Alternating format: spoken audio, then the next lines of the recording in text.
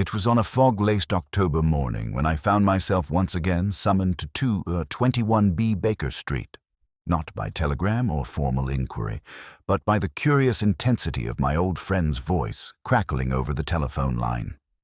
Holmes never telephoned unless the matter bristled with peculiarity, and from the urgency in his clipped phrasing, "Watson, drop your appointments. A trowel and a well have conspired to deliver us a puzzle worth your time."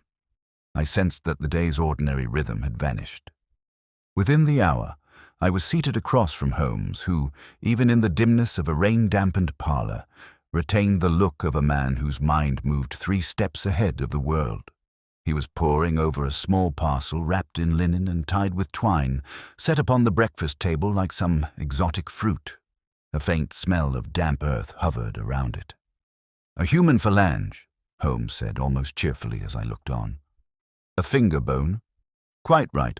Dug from a gardener's spade this morning in Highbury. A retired magistrate by the name of Sir Lenton Hargreaves has recently returned to his ancestral home, only to find its rose garden concealing a distinctly less fragrant history. And Scotland Yard. Lestrade, no doubt, will arrive soon, likely with all the subtlety of a marching band. But I have the gardener's statement and a rather helpful telegram from Sir Lenton himself. He requests I look into the matter with discretion and haste. That always means one of 2 things, a scandal or an heirloom."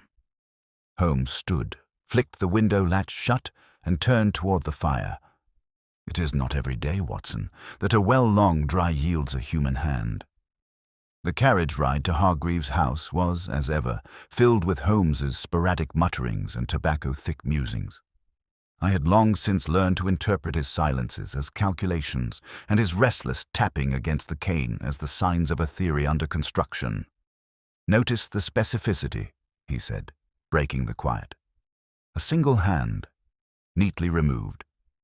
If this were an accidental death or a hasty burial, one might expect a body in full. And you think it deliberate? My dear Watson, in a garden where nothing grows by accident, what do you suppose are the odds that one severs and buries a hand without intention?" When we arrived at the estate, we were met by a fastidious butler named Merryweather, who guided us down a narrow gravel path lined with topiary and autumnal leaves. The well in question stood at the rear of the house, ringed with ivy and capped with a rotting timber lid. A young constable stood nearby, clearly uncomfortable amid the aristocratic trappings. A small crowd of gardeners had been dismissed to a respectful distance, though several pairs of curious eyes lingered behind hedges. Lestrade, red-cheeked and exasperated, looked up as Holmes approached. "Of course it's you," he said, hands stuffed in his coat pockets. "Sir Lenton didn't say a word about bringing, in private eyes." Holmes smiled tightly. "Only those with vision, Inspector." "What do we know so far?" The gardener was digging new rose beds near the old well. Struck something hard, thought it might be a stone. Turns out it was a wrapped bundle, cloth and all, containing a human hand. The rest, as they say, is buried deeper. Holmes knelt by the excavation site, inspecting the partially uncovered rim of the well. He tapped the edge with his cane and sniffed the air, as if expecting the stones to whisper their secrets. "The well's been unused for years," said Merryweather. "The previous groundskeeper, dead now, poor man, said it was capped after a child nearly fell in." Holmes stood and brushed a spot of dirt from his trousers. "Watson, you recall our case in Wandsworth? The butcher and the ledger?" "Of course. A similar wrapping technique, linen soaked in lye to neutralize odor. But this," he gestured toward the cloth, "shows a faint trace of pigment. Red, but not blood. Paint, perhaps. Or rust." He turned sharply. "Sir Lenton is in?" "Yes, in the drawing-room," Merryweather said. "Let us not keep a man with bones in his well waiting." Sir Lenton Hargreaves was a thin, hawkish man with deep-set eyes, and a voice like cracked parchment. He greeted us with restrained formality, his glance flicking off into the window where the garden lay beyond. "Mr. Holmes, Dr. Watson, I'd hoped the matter might be swift, quiet." "Quiet it shall be until it needn't," Holmes replied. Sir Lenton, was there ever any suggestion of foul play on your property in years past? A pause. There was a servant? Dismissed in 1989. He vanished shortly after, though he was rumored to have fled with a silver snuff-box belonging to my father. Holmes's eyes gleamed. Names, Sir Lenton. Thomas Greaves. Holmes filed the name away like a card in a mental catalogue. And the well? Abandoned since the drought of '81. My father had it sealed after an incident involving a child, as Merriweather likely told you. Holmes tapped his fingers against the mantelpiece. Sir Lenton, forgive my bluntness, but I suspect that hand is no more recent than the decade in which your servant vanished. Sir Lenton blanched, just slightly. Then you believe the body is his? Holmes smiled. Bodies can lie. But bones, if we let them speak, rarely do. Back in the garden, Holmes gestured toward the constable. Have the well carefully dredged. Anything wrapped, metallic, or charred must be documented separately. Lestrade snorted. So we're digging up ghosts now? Ghosts leave footprints, Inspector, Holmes replied, then turned to me with a flick of his coat. Watson, I believe this garden conceals more than horticulture, and I intend to uproot it all. By early afternoon, the clouds had thickened to a dull pewter, draping Highbury in a gloom that seemed fitting given the discovery in the rose garden. Holmes and I remained at Hargreaves' house, awaiting word from the constable tasked with retrieving anything further from the depths of the old well. While Lestrade busied himself questioning gardeners and staff with all the delicacy of a blacksmith tuning a piano, Holmes returned indoors, asking to be shown to the family library. I find that libraries, he said to Merriweather, are often more revealing than their keepers intend. Sir Lenton had retired to his study, citing a sudden onset of congestion about the chest, though from the look in Holmes's eye, he suspected the illness was born of nerves rather than weather. The butler, obedient and stone-faced, led us through a long hallway hung with oils of stiff ancestors in robes and hunting garb, finally unlocking the double doors of a panelled library smelling of beeswax and dust. Holmes drifted through the room like smoke, his fingers grazing the spines of law books, family records, and volumes of theology. He paused occasionally to examine bookmarks, newspaper clippings, or loose sheets tucked between pages. It's not what's here, he murmured after a while. It's what is missing. What do you mean? I asked. He pointed to an obvious void in the lower left section of the shelf. There are spaces here where books once stood. See the lighter shade of wood beneath the dust line. 6 volumes, I'd wager. Recently removed, I crouched to look closer. And you believe they're relevant? Holmes gave a short nod. Possibly. The question is whether they were removed to conceal something, or perhaps to protect someone. Before I could respond, the door creaked open and Lestrade entered, his boots tracking mud onto the Persian carpet. Well, you'll want to hear this, he said, brushing rain from his shoulders. We've got more than a hand now. 2 bundles in total. One contained a rusted cufflink and part of a jacket sleeve. The other had bones, arm, shoulder, ribs, wrapped like the first, with the same cloth. The gardener claims he struck something metallic further down. We'll need men to properly excavate it. Holmes brightened at the mention of the cufflink. Let me see it. Lestrade held out a sealed evidence pouch. Holmes removed the item with gloved hands. The cufflink was oval, engraved with a stylized letter G flanked by laurel leaves, though corrosion had dulled much of its gleam. Thomas Greaves, Holmes said with a whisper of satisfaction. But that confirms it, doesn't it? I asked. The missing servant.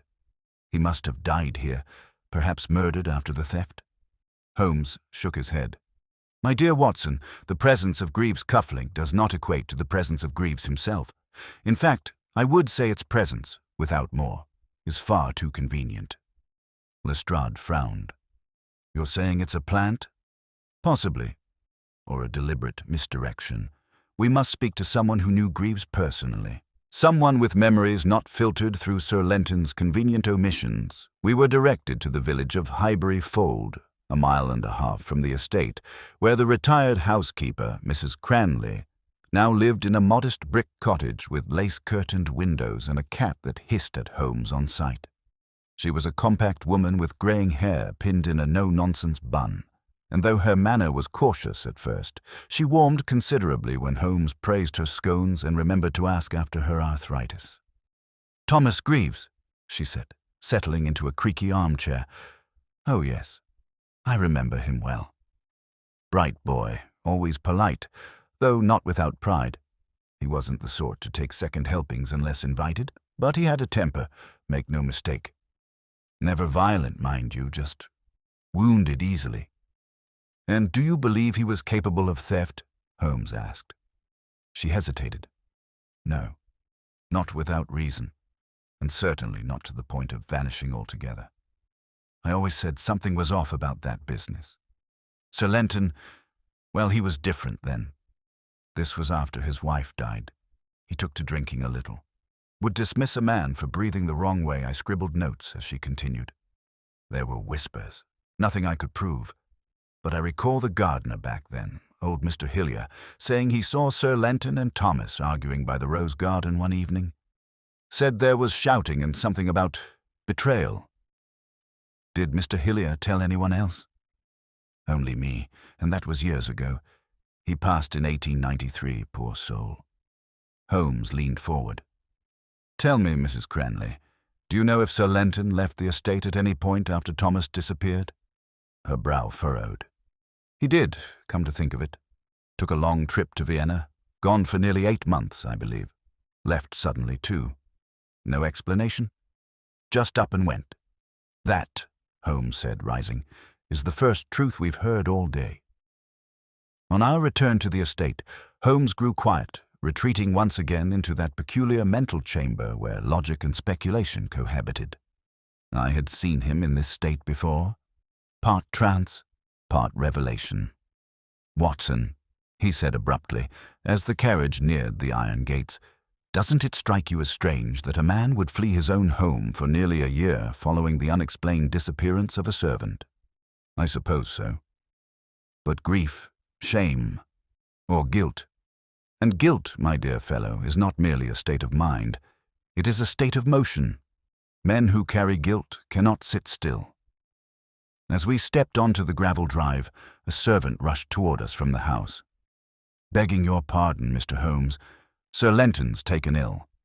He collapsed in the drawing room. Holmes exchanged a glance with me, then turned to the servant. "Send for the doctor, and see that Sir Lenton's personal effects are secured. We mustn't have his condition interfering with to question him, once he's fit to answer." "And if he isn't?" I asked. Holmes stared toward the house, where candlelight flickered behind rain-blurred glass. "Then the well will have to speak louder." The house of Sir Lenton Hargreaves bore that uneasy hush, peculiar to country estates where calamity has intruded. Servants passed in whispers, their steps muffled on the carpeted halls, while the drawing-room smelt of vinegar and salts, hastily employed in reviving their master. By the time Holmes and I entered, Sir Lenton lay pale but conscious upon a chaise longue, attended by a village physician. His breathing was shallow, his lips faintly blue, though he attempted to wave away the fuss with a quavering hand. "You need not concern yourselves, gentlemen," he rasped. "A trifling fainting spell. My constitution is not what it was." Holmes regarded him coolly, hands clasped behind his back. "A constitution weakened, perhaps, by memories rather than malady." Sir Lenton stiffened, and for an instant his eyes flashed with something sharp, before retreating once more into the glaze of feigned infirmity. Holmes bent forward, spoke a few soft words to the physician, and then drew me into the corridor. "Watson, observe his reaction. He's not afraid of dying. He's afraid of speaking. The collapse is convenient. It postpones our questioning at the very moment we touch upon Greaves. Then you believe it deliberate?" Holmes' mouth curled into a faint smile. "Not entirely. The body can betray the mind more eloquently than words. Still, our search must now proceed without his cooperation." We withdrew to the study, a somber chamber heavy with oak furniture and the smell of old smoke. Holmes moved at once to the great writing desk, where ledgers, correspondence, and loose papers lay in disarray. He beckoned me to close the door. "Here, Watson, lies the marrow of our inquiry. A magistrate leaves trails in ink as surely as in footprints. Let us see what ghosts walk these pages." Holmes began leafing rapidly through the ledgers, his sharp eyes darting over columns of figures and notations. I busied myself examining the drawers, many of which were locked. At Holmes's nod, I fetched a thin blade from his case, and he soon sprang one open with a neat twist. Inside lay a bundle of letters tied with faded ribbon, their edges scorched as though rescued from a fire. Holmes spread them carefully upon the desk. The handwriting was delicate, unmistakably feminine, and the ink smudged in places by what might once have been tears. "From his late wife," Holmes murmured. "Note the dates, 87, 88, and the last in early 89, the very year of Greaves' disappearance." I leaned closer. One letter, half consumed by flame, bore a passage still legible. "You must not let the secret lie between us, Lenton. If Greaves knows, then we are undone. Promise me you will see to it before all is lost." The remainder was charred into oblivion. Holmes' eyes glittered. "Watson, do you see? There was a secret shared by Sir Lenton and his wife, one Greaves may have discovered. The theft was a convenient tale, but the truth lies buried deeper, like the bones in the well." Before I could answer, Holmes lifted another sheet. This one a page torn from a household ledger. The ink was smudged, yet one entry stood out. "Payment, Vienna, March 89. To J. Capel, apothecary." "Vienna," I said. The very journey Mrs. Cranley recalled. Holmes tapped the page. An apothecary, and not a physician.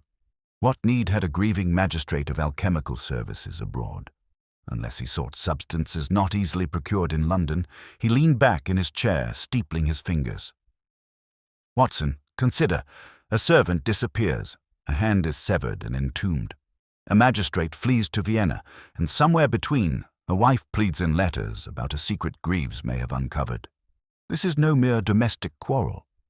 Our musings were interrupted by Lestrade, whose heavy tread announced him before the door swung wide. "Holmes, the men have dredged further into the well. Found more bones, near enough a whole skeleton now, and something else. Half-burnt papers, wrapped in oilcloth. Looks like someone tried to hide them down there." Holmes rose at once, his face alight. "At last, the well speaks. Lead on, Inspector." We descended again into the sodden garden, where rain had turned the earth to mud. Lanterns flared about the excavation site. The constables had drawn forth a sodden bundle, its oilcloth covering punctured by age.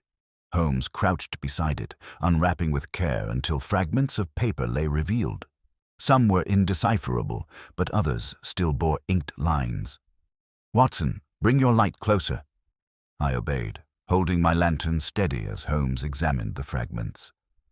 One bore an account of property transfers. Another, a name written repeatedly.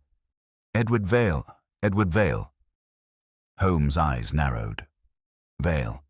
Do you recall the name, Watson?" I searched my memory. "Not at once." Holmes gave a curt nod. "Then we must recall it through inquiry. Mark it well.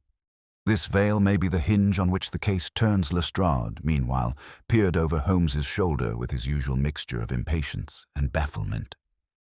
"So what are we saying? The servant wasn't the thief after all." Holmes replaced the fragments in the oilcloth. "Inspector, we are saying nothing yet, but the evidence whispers that Greaves may have stumbled upon something greater than a missing snuff-box." "And what of the bones?" Holmes stood, brushing soil from his gloves. "We must establish whether they are Greaves at all. Until then, every conclusion is premature." Later that evening, Holmes and I returned to Baker Street, the rain tapping steadily against the windows as we warmed ourselves by the fire. Holmes sat cross-legged in his armchair, pipe in hand, smoke wreathing about his sharp profile. "Watson," he said, "we must trace this Edward Vale. If he existed in Sir Lenton's circle, his absence or silence is suspicious. If he did not, Then the name's presence among hidden papers is more suspicious still. And the Vienna apothecary? Holmes smiled faintly. Already in hand. I have dispatched a telegram to a colleague in the Austrian police. They will forward whatever is known of this J. Capel. He leaned back, his gaze distant. It is a curious thing, Watson. When men bury secrets, they always forget that the earth is an archivist. Sooner or later, it gives back what it was given. I studied him, wondering as always how much of the puzzle he already held within that remarkable mind. For myself, I could only marvel at the fragments. A magistrate's lost year, a servant's vanished life, a wife's desperate letter, and ashes clinging to paper that should never have survived. Holmes puffed his pipe, eyes half closed. Tomorrow we call upon Sir Lenton once more. If he cannot speak, his silence will. But I wager he knows the name Vale Morning arrived with a fragile quietude, the sort that stretches across London's rooftops like a breath held in anticipation. I awoke in Baker Street to the scent of toast and the murmur of Holmes's violin echoing from the sitting room, a sign that he was deep in thought and perhaps not entirely displeased by the night's developments. When I entered, Holmes was already dressed, standing by the window in his dark frock coat, bow in one hand, the instrument held loosely at his side. On the table before him lay a fresh telegram, its envelope torn with surgical precision. Our Austrian friends are admirably prompt, Holmes said without turning. J. Capel, the apothecary of Vienna, has been located. Records show he sold a quantity of chloral hydrate and powdered opium to one L. Hargreaves in March of 1889. The buyer used a pseudonym but foolishly provided an address for delivery, the Hotel Semmering.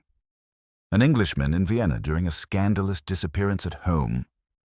The coincidence is thinner than a pauper's soup. Chloral hydrate, I repeated.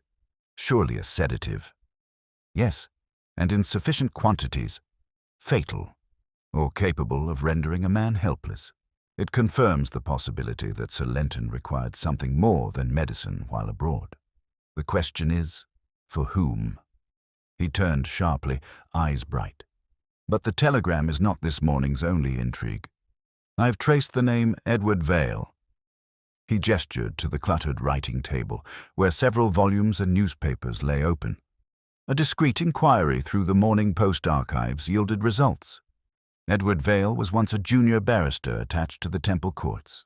Quiet, promising, and thoroughly unremarkable. Until the summer of 1888, when he was abruptly disbarred for a charge never formally explained. No trial, no public scandal. Simply silence. And you believe he connects to the Hargreaves household? Holmes nodded. He vanished from public life in the very month that Lady Hargreaves was said to be in declining health. I suspect his disappearance was not voluntary. But the link? Holmes tapped a slim volume from the shelf. The Directory of Legal Offices and Associates, 1887. Listed here as part of Hargreaves' circuit court, attached briefly as a legal clerk during the magistrate's tenure in Cornwall. A minor posting, and one easily forgotten. He began to pace, drawing out each thought as if unwinding a skein of wool.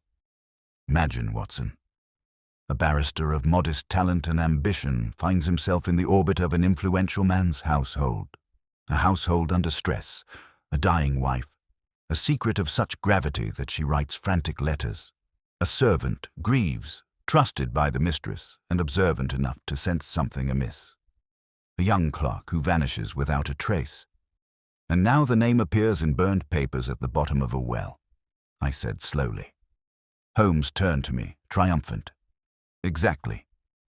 The threads begin to knot, but we require more than deduction. We need confirmation. He swept toward the hallway and called for Mrs. Hudson to hail a cab. To Temple Gardens, Watson. We'll find Vale, dead or alive.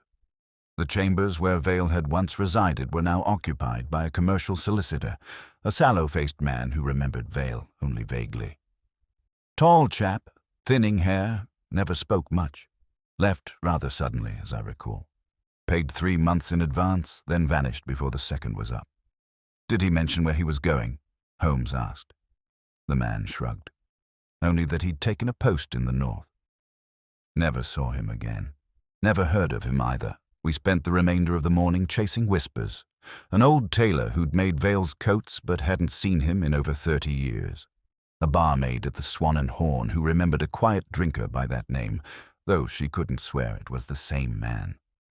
Like chasing smoke, I muttered as we exited yet another dead end. Holmes, however, was not discouraged. Smoke may vanish, but it always leaves a scent, and I believe our scent grows stronger. He paused mid-step, but let us not forget our other trail, the skeleton. I've asked Dr. Steadworth at the Royal College to examine the remains retrieved from the well. His analysis should now be complete. By mid-afternoon, we were seated in a narrow examination room beneath the college's stone archways. Dr. Steadworth, a short man with a domed forehead and pince nez perched precariously on his nose, greeted us with grave enthusiasm. "The skeleton is that of a male, mid-20s, approximately 5 feet 7, he began. "The bones exhibit signs of perimortem trauma, specifically damage to the ulna and clavicle, likely caused by blunt force. The severed hand, interestingly, was removed post-mortem and shows signs of surgical precision." "Surgical?" I asked. Steadworth nodded. "Not the crude work of panic, someone with anatomical knowledge, or with tools meant for the task." Holmes was quiet a long moment. "And the timeline?" "Judging by bone degradation and soil exposure, I would estimate the body has lain in the well for no less than 30 years. "That places it firmly in 1889, Holmes said. He turned to me. "And that, Watson, may be the most damning proof yet. If Greaves disappeared in 1889 and a body matching his profile lies in Hargreaves' well, then we must consider two possibilities. Either it is Greaves, or someone made it appear to be." Back at Baker Street, the hearth crackled as Holmes laid all the facts before us on the table, each one like a playing card in a game of whist. "Consider the psychology," he mused aloud. "Sir Lenton returns to England and withdraws from society. The letters from his wife speak of a secret, of Greaves knowing too much. A clerk disappears, his name hidden among burned documents. And a body, too neatly buried, too conveniently clothed in the identity of another. You think it's not Greaves?" I asked. "I think," Holmes replied, "that someone went to great lengths to ensure we would believe it was. But now we must ask, what became of Edward Vale?" He leaned forward. "And more importantly, who else had reason to fear what Vale or Greaves might reveal?" As Holmes spoke, the doorbell rang downstairs, and a moment later, Mrs. Hudson appeared with a telegram tray. Holmes opened the message, scanned it, and handed it to me with a flick of his fingers.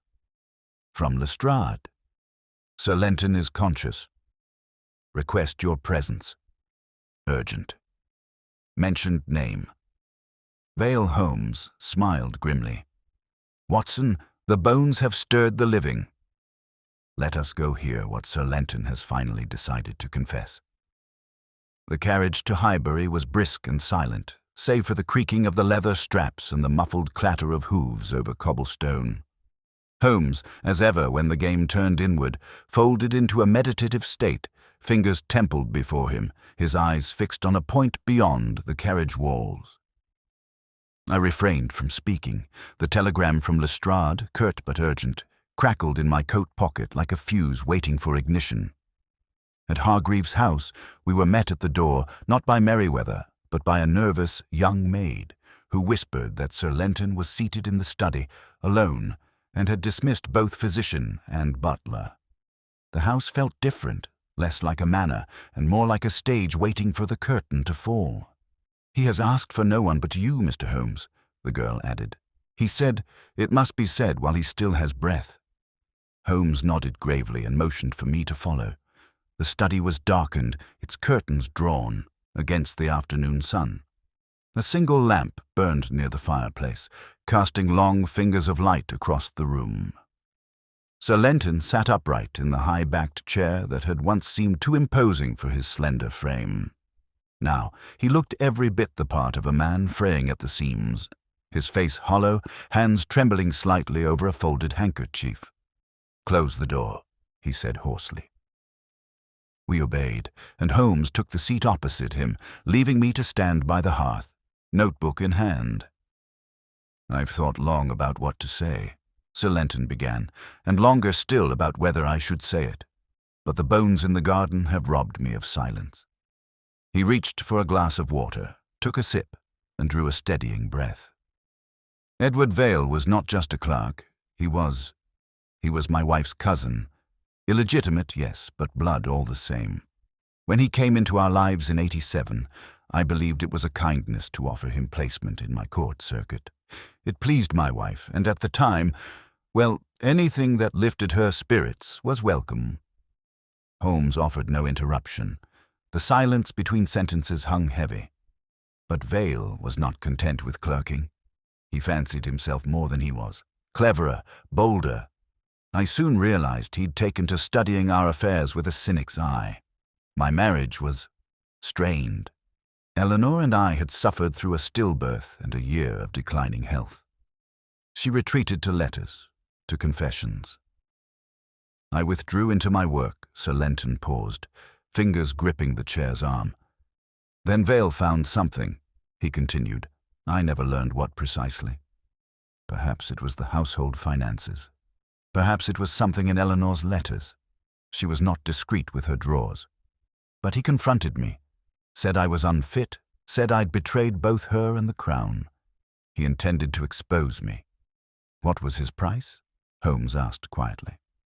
Sir Lenton's mouth twitched. He didn't want money. He wanted legacy, to be recognized, to be legitimized in name and status. He demanded I publicly name him as my heir. Said he'd release his knowledge to the press otherwise. "And Greaves?" I asked. The magistrate's eyes flicked to me. He overheard. "That's all? He was loyal to Eleanor, and when he heard Vale's threats, he warned me." There was a long silence before Holmes spoke again. "And so?" Sir Lenton's voice lowered to a whisper. "One night, Eleanor called me to her room. She had found a letter Vale meant to send, detailing everything. She begged me to stop him. I told her I would." He looked down at his hands. "I met Vale in the garden that night. It was raining. I brought a bottle, brandy laced with chloral. He drank, not suspecting. I hadn't planned to kill him, only to make him ill, discredit him. But when he collapsed, something broke in me. I panicked. I struck him with what?" "The garden spade," he said softly. "I remember the sound, dull, wet, like hitting fruit." He exhaled slowly. "I buried him in the well. And when Greaves saw the disturbed soil the next morning, I told him Vale had gone, fled. I don't know if he believed me, but he kept silent." Holmes leaned forward. "And the hand?" "I severed it months later. I'd begun to fear someone might dig him up. Gardening, a new fence, who knows? I thought if I removed something, placed it elsewhere, perhaps it would mislead any future discovery. I wrapped it in linen soaked in lye and hid it near the edge. And Greaves? I dismissed him, sent him away with severance. He died of pneumonia in Bristol in '91. I kept an eye on him. I feared he might speak." Holmes sat back slowly, eyes narrowed in thought. "You said nothing for over 30 years. Sir Lenton coughed, a dry sound that rattled in his chest. "What would it have helped? My wife was dead, Vale forgotten, and I tried to serve the law in all other things. It was my penance. And yet you burned the letters," Holmes said. "Yes," the magistrate replied. "But guilt is smoke. It always seeps through." He fell silent then, gaze distant as though watching some phantom in the corner of the room. Holmes rose. "We shall return with Lestrade. I believe Scotland Yard will need a formal statement." Sir Lenton nodded. "I'm ready." Outside the study, Holmes paused in the hall, one hand on the banister. "Well, Watson," he said quietly, "we have our confession. Yet something clings to the edges of this tale like frost that will not thaw. You believe he's lying." Holmes shook his head. "No, but I believe he has told us only the part of the story that permits dignity, and I think we are not finished with Edward Vale." He turned to me, the fire rekindled in his eyes. "Tomorrow, we revisit the oilcloth bundle. There was a final page I did not yet show you, one marked with blood, and a name scrawled not by a dying man, but by a living hand reaching for revenge." The following morning was one of those rare, brittle days in London when the fog recedes just enough to let the sunlight sketch grey-blue outlines across Baker Street. Holmes had risen early, uncharacteristically early, in fact, and had already commandeered the breakfast table for his investigations. The remains of the oilcloth bundle retrieved from the well now lay across the surface, carefully pressed between waxed paper sheets, weighted by teacups, books, and, somewhat bizarrely, the bust of Napoleon from the mantel.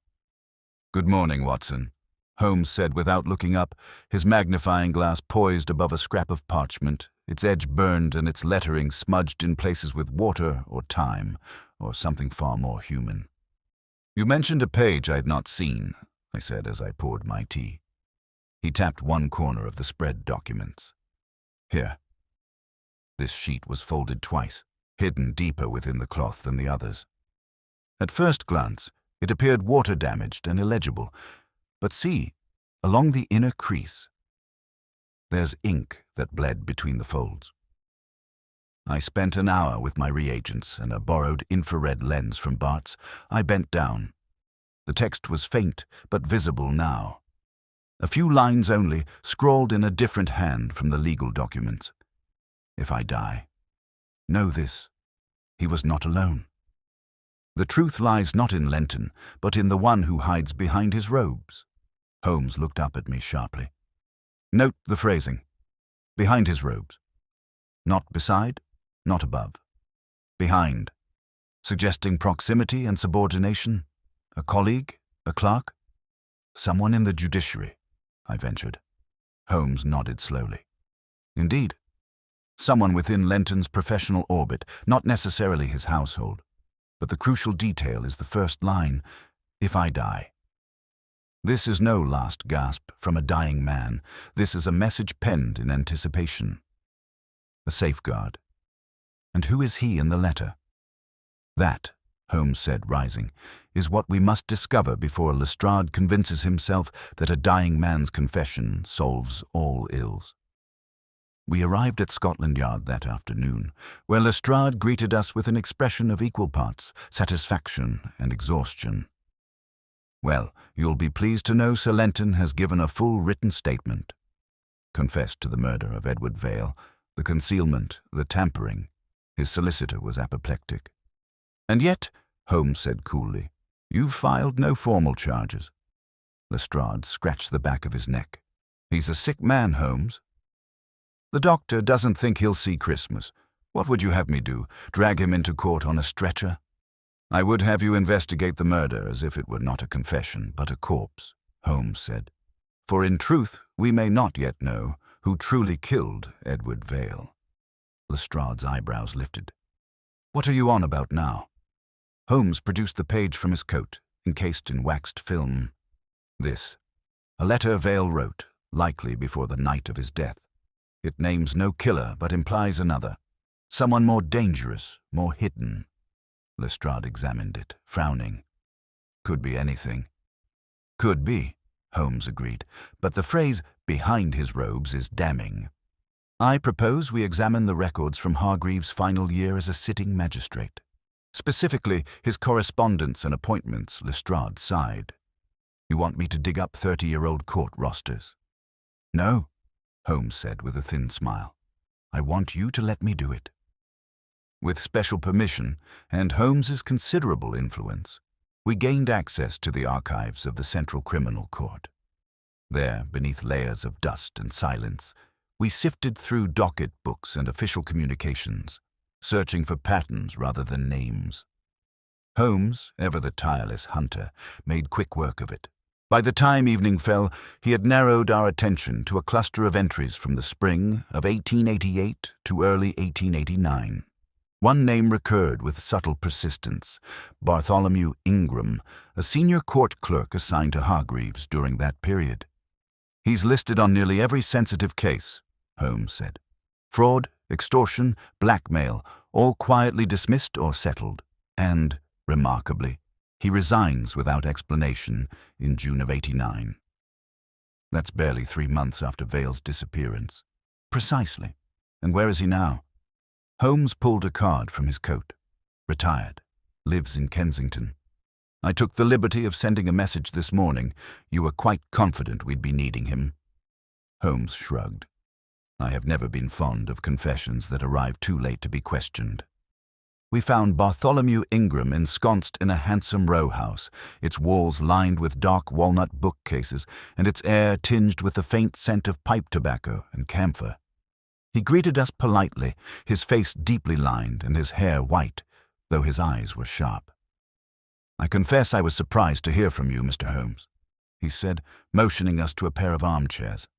It's not often the past knocks politely. Holmes studied him for a long moment. Mr. Ingram, I believe you once served under Magistrate Hargreaves. Ingram smiled faintly. I did. A stern but fair man. You resigned in '89. May I ask why? Ingram hesitated, then leaned forward. Let us not pretend, Mr. Holmes. I know why you're here. I read the article about the discovery in the garden. I always feared it would come to light. You knew about Vale. I suspected, Ingram said slowly. I didn't see the act. But I knew something had happened. Vale came to me the week before he vanished. Said he'd uncovered misconduct, documents sealed improperly, cases buried without due process. He wanted me to testify. I refused. Why? Because I knew who else was involved.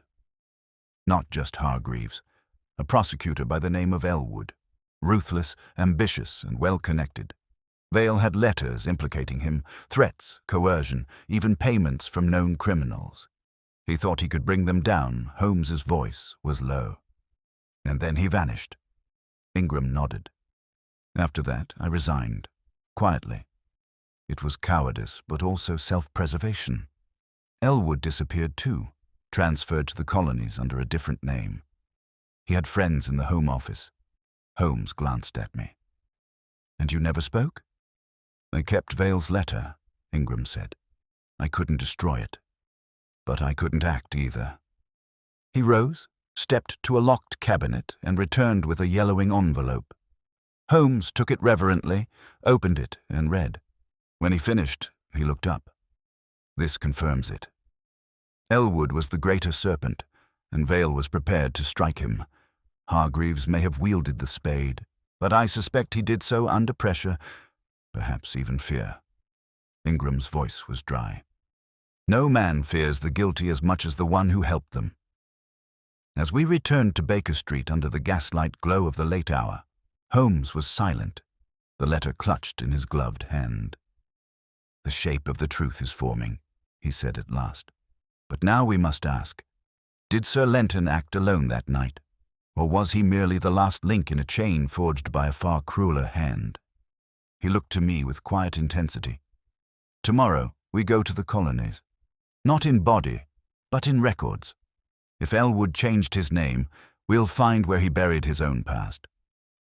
The sun had not yet risen over Baker Street when I found Holmes already at the hearth, clad in his dressing gown and immersed in a flurry of correspondence. Telegram forms, news clippings, and ledgers lay spread across the table like a battlefield of ink and parchment. He scarcely acknowledged my entrance, save for a murmured, "The game is afoot, Watson," before returning to a document bearing the seal of the Colonial Office. He looked up at last, his eyes alight with purpose. "I have traced Elwood," he said simply, "or rather, the shadow of him." "Under what name?" Holmes tapped the top page. After resigning in disgrace, he was quietly repatriated to British Guiana in 1890. Took up a post under the name Edward Langley. Officially, he was listed as a legal advisor to the colonial courts in Georgetown. Unofficially? Well, reports suggest a man of influence and fear. He handed me a printed article from the Georgetown Colonial Gazette, dated 1892. A grainy photograph depicted a narrow-eyed man in a white linen suit, standing beside a native interpreter.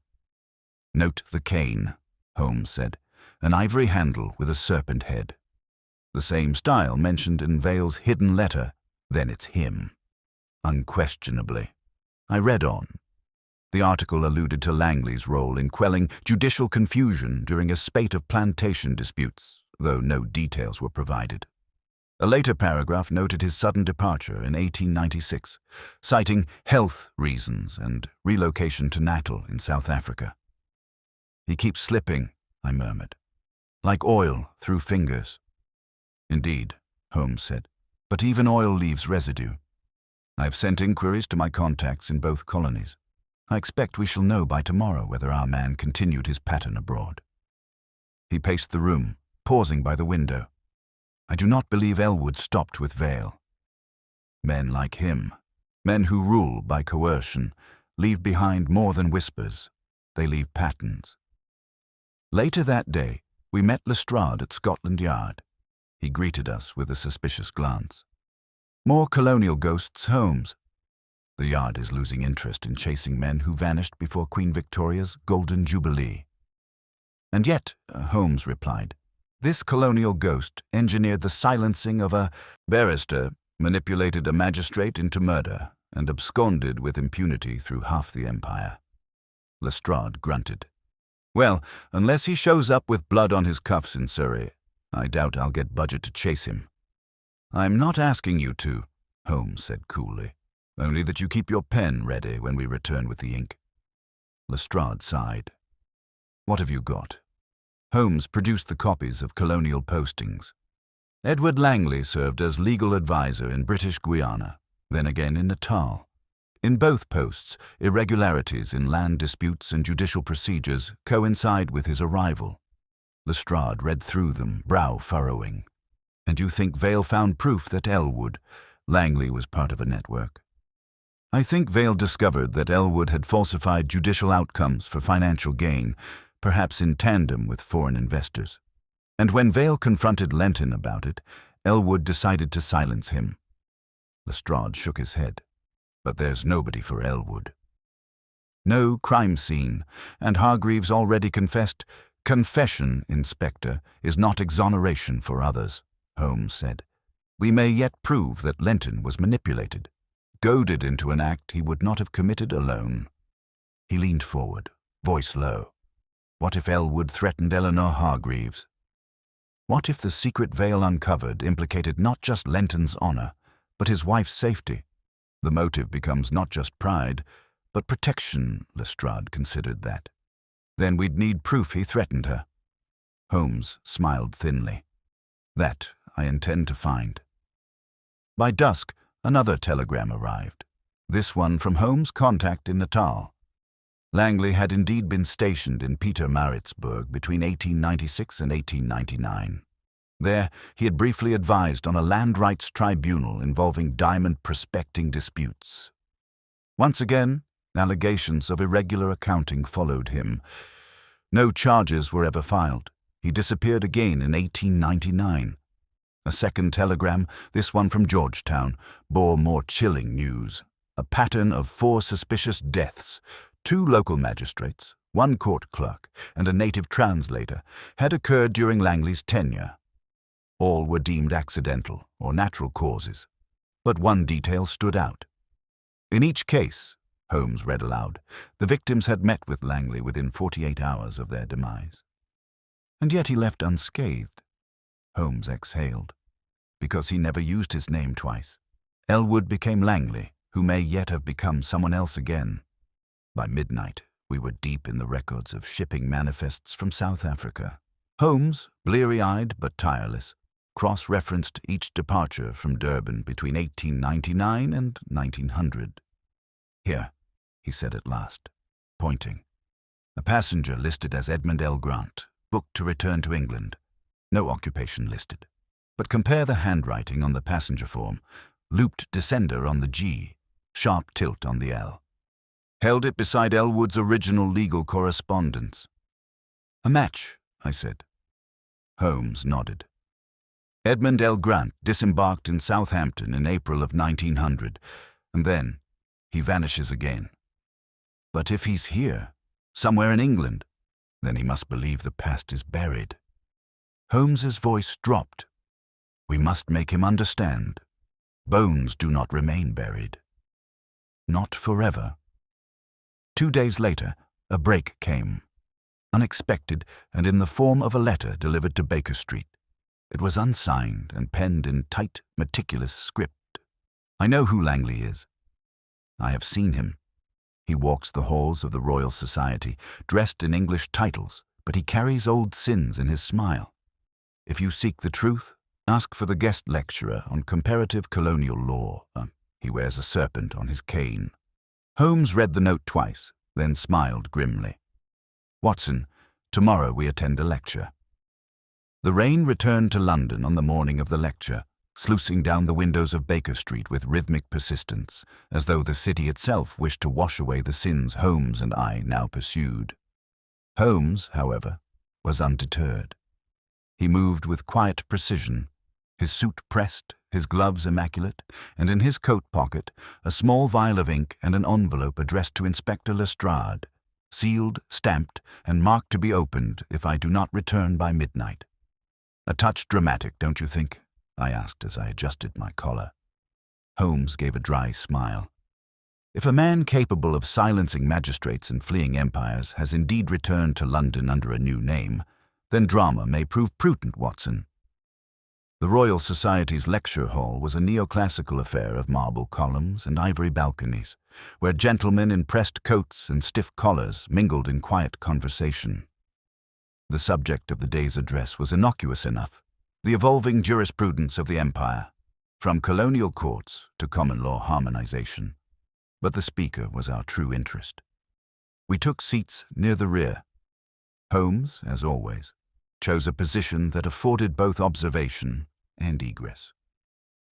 I scanned the program, noting the lecturer's name, Professor Edmund L. Grant, Esquire. A name that no one questioned, a man with no past. The lights dimmed, a hush settled, and then he entered. The figure that stepped onto the dais was tall, silver-haired, with a bearing that exuded both confidence and calculation.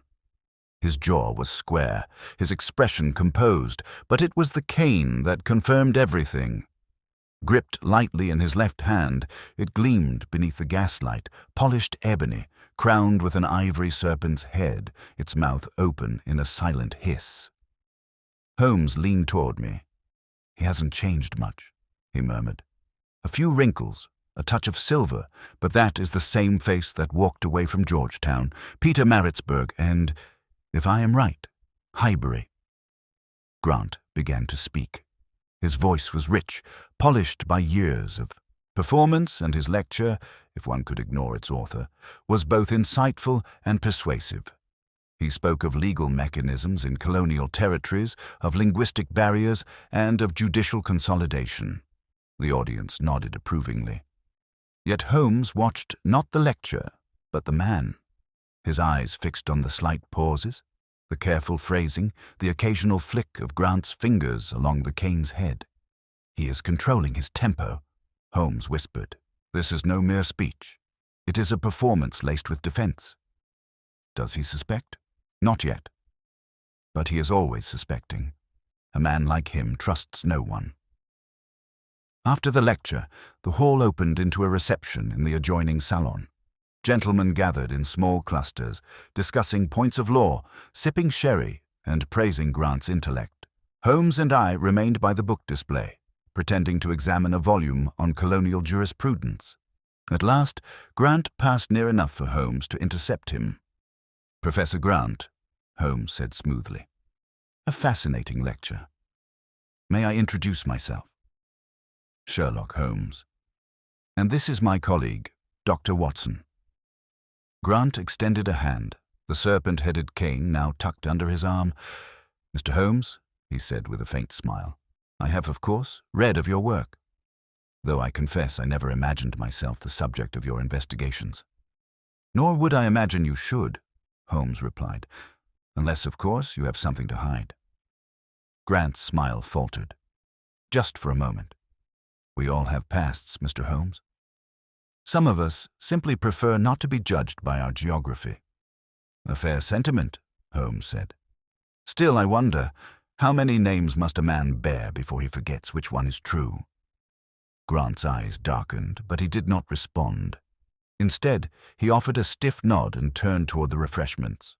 Holmes followed him with his gaze. He knows, Watson. He felt it in my tone. Then why not confront him? Because he will not run. Not yet. And if he is half as clever as his record suggests, he will try something first. Tonight, perhaps.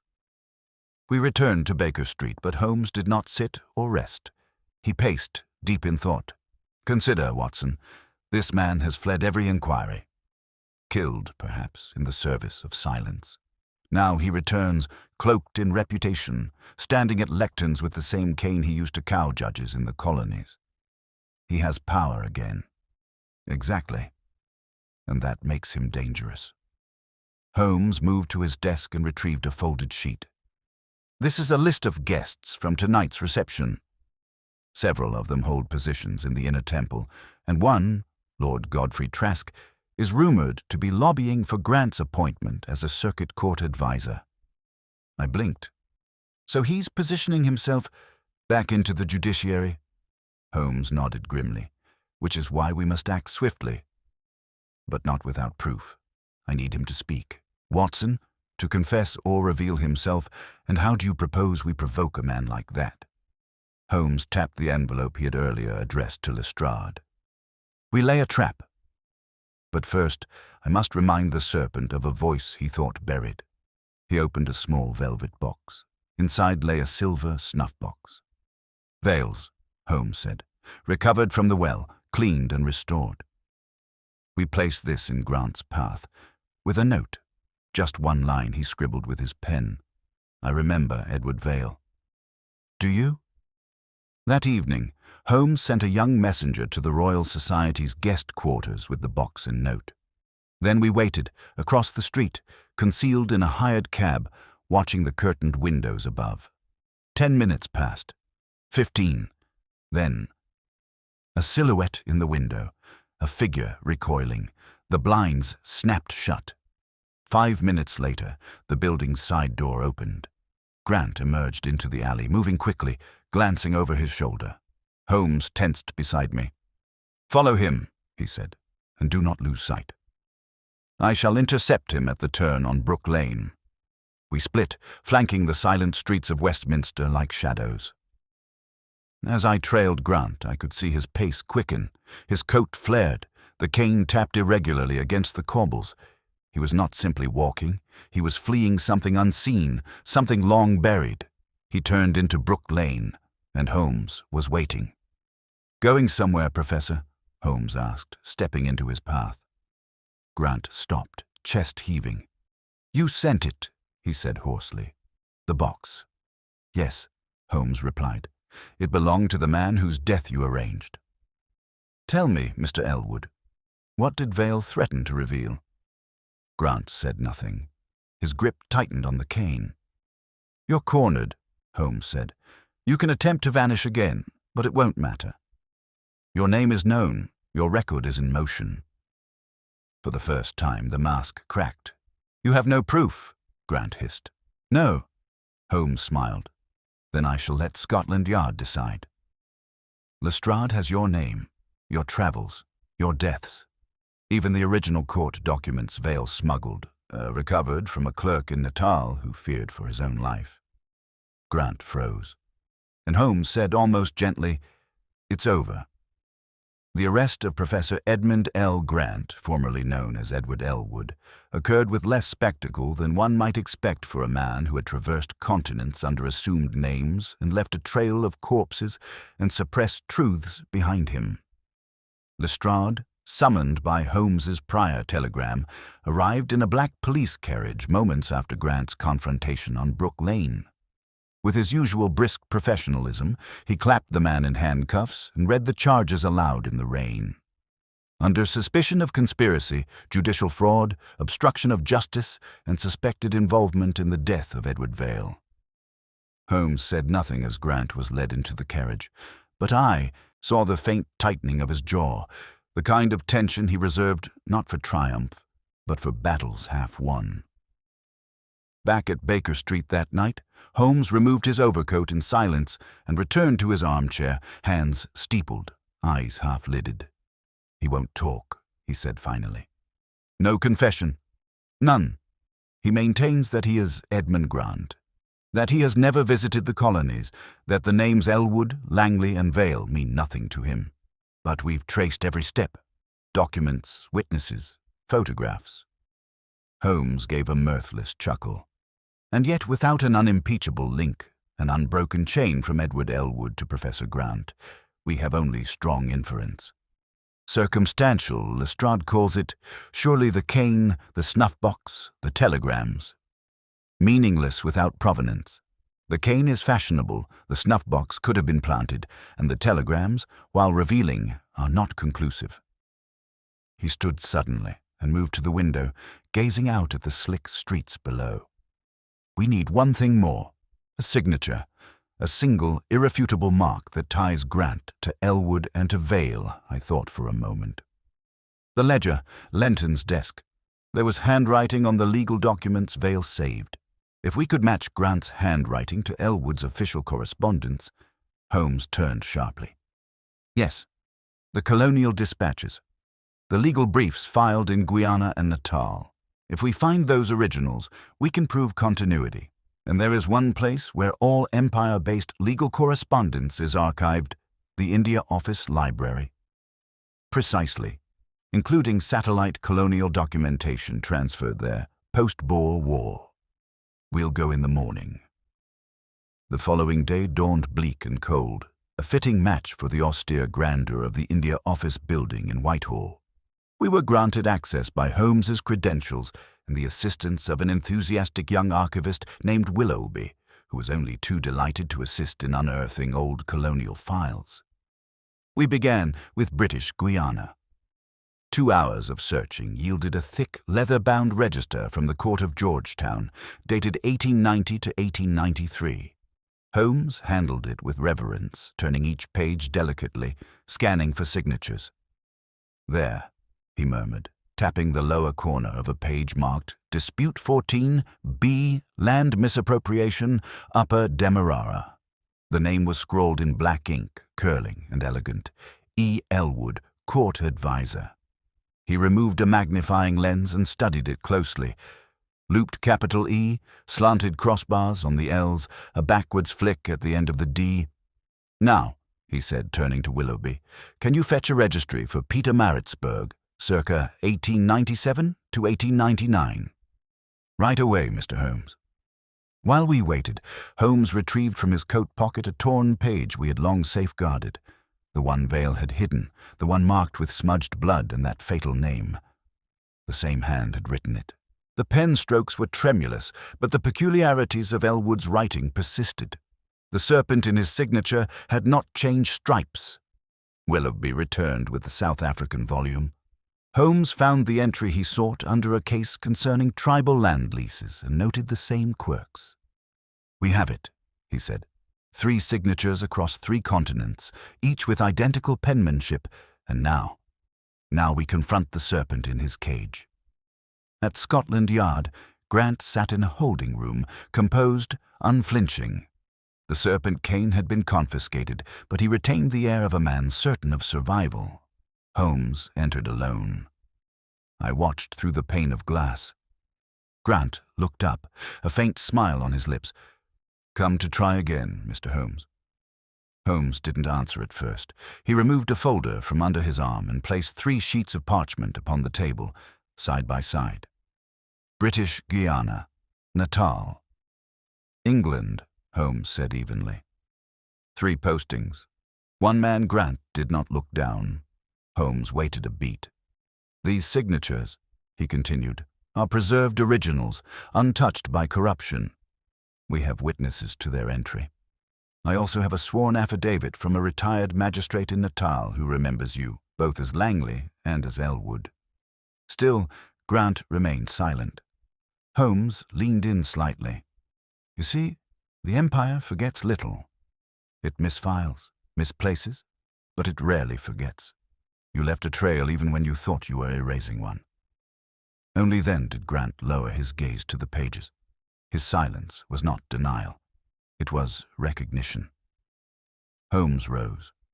The courts will have the documents by morning. Your false names are ending, but before I go I must ask, why Vale? At that, something flickered across Grant's face. Not fear, not regret, contempt. He was noisy, Grant said, voice low. Too many people believe virtue gives them power. He forgot who held the leash. Holmes regarded him for a long moment. I imagine you will have time to reflect on that in a cell. He turned and walked out. Outside, Lestrade met us in the hallway. Well? He asked. He said nothing useful, Holmes replied, but the proof now speaks louder than any man. And you're satisfied? Holmes stared past Lestrade toward a figure being led in chains down the corridor. I'm never satisfied, Inspector. But I'm finished. We returned to Baker Street under a rising moon. The lamplight cast long shadows on the pavement. Inside, Holmes sat quietly by the fire, fingers steepled once more. Vale was not a hero, he said softly, but he believed in truth. And for that, he was buried. He looked toward the mantel, where the silver snuff-box now rested, polished, dignified, and silent. This case began with bones in a garden well, Watson. But it ends in the far corners of the empire, where power cloaks itself in civility and silence. He rose, poured 2 whiskies, and handed one to me. To the dead, he said, may they one day speak loudly enough to be heard without me. Autumn faded into the early hush of winter as the case that began with a severed hand and an old garden well drew to its final act. Fog returned to Baker Street in long, rolling banks, wrapping lamp-posts in ghostly halos and giving London the look of a city forever exhaling secrets.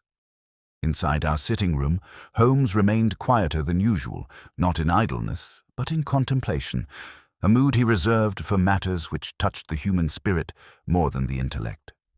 The trial of Professor Edmund L. Grant, alias Edward Elwood, proceeded swiftly once the colonial signatures, the recovered correspondence, and the sworn statements were presented in court. Sir Lenton Hargreaves, too ill to appear in person, submitted a deathbed deposition detailing his coerced involvement in Vale's murder, his confession still wrapped in personal shame, but now joined by a measure of truth previously withheld. He passed away before the 3rd day of testimony. I remember Holmes receiving the news from Lestrade with a brief, unreadable expression. Not sorrow exactly, but something akin to it, regret, perhaps, that justice had arrived a fraction too late for a man whose moral compass had failed him once and never quite righted itself. Holmes stirred from his chair now and again to review legal updates or annotate marginalia in Vale's recovered documents, but his violin stayed in its case, and his pipe remained untouched for days.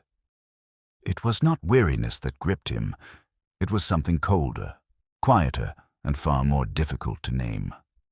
One fog-laced morning, he finally spoke.